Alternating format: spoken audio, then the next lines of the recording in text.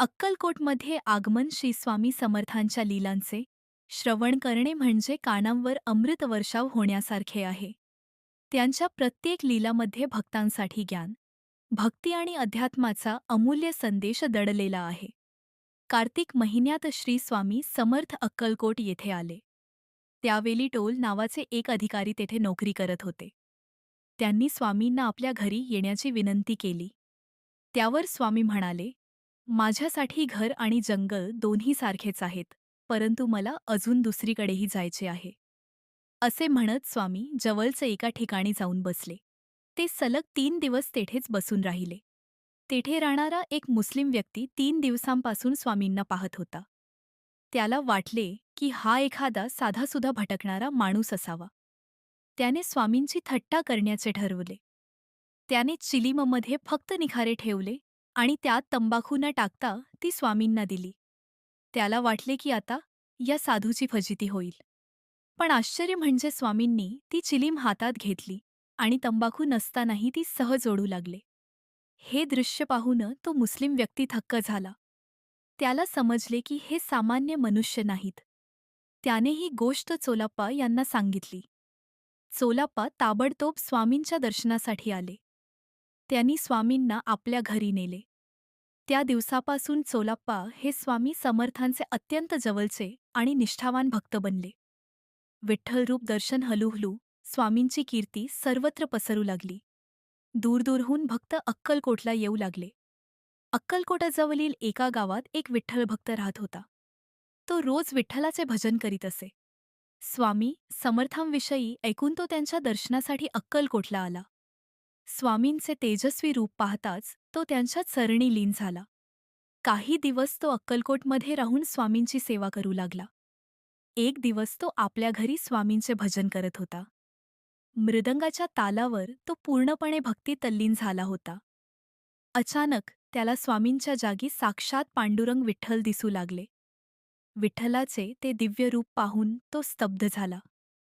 त्याच्या डोळ्यांतून आनंदाश्रू वाहू लागले. भजन संपल्यावर त्याने सर्वांना सांगितले, आज मला स्वामी समर्थांमध्ये साक्षात विठ्ठलाचे दर्शन झाले. मी पंढरपूरच्या विठ्ठलाला भेटण्याची इच्छा धरली होती. स्वामींनी स्वतः विठ्ठलरूप धारण करून माझी इच्छा पूर्ण केली.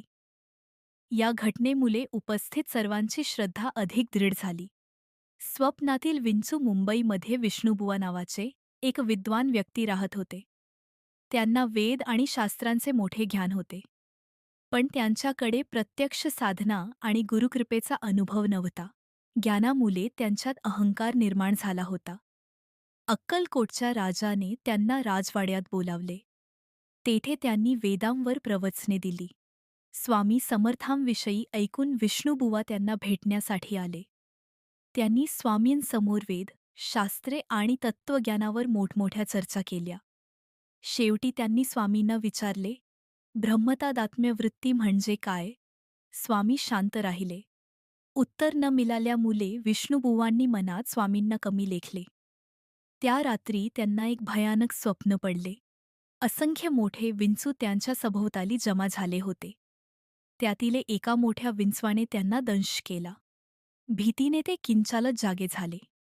संपूर्ण रात्र त्यांना झोप लागली नाही. दुसऱ्या दिवशी ते पुन्हा स्वामींकडे आले आणि तोच प्रश्न विचारला. यावेळी स्वामी रागाने म्हणाले, फक्त पुस्तकांमधले ज्ञान मिळवून उपयोग नाही. अनुभवाशिवाय ज्ञान अपूर्ण असते. काल रात्री स्वप्नात विंचवाने दंश केला, तेव्हा तू घाबरून गेलास. मग तू ब्रह्मतादात्म्य वृत्तीची चर्चा कशी करू शकतोस? हे ऐकताच विष्णुबुवा थक्क झाले.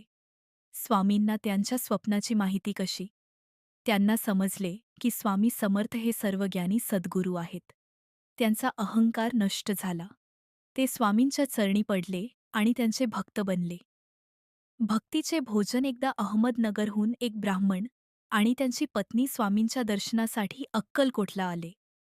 त्यांनी स्वामींना विनंती केली, महाराज, आम्हाला आपल्या हातून भोजन घालण्याचे भाग्य लाभावे. स्वामींनी होकार दिला आणि काही पदार्थ बनवण्यास सांगितले. दोघेही आनंदाने घरी गेले. त्यांनी प्रेमाने पुरणपोळी, खीर, आमटी, भाजी आणि कडबोली तयार केली. भोजन तयार झाल्यावर स्वामींना बोलवण्यासाठी ब्राह्मण गेले. स्वामी म्हणाले, "प्रथम इतर ब्राह्मणांना आणि गरजूंना भोजन द्या."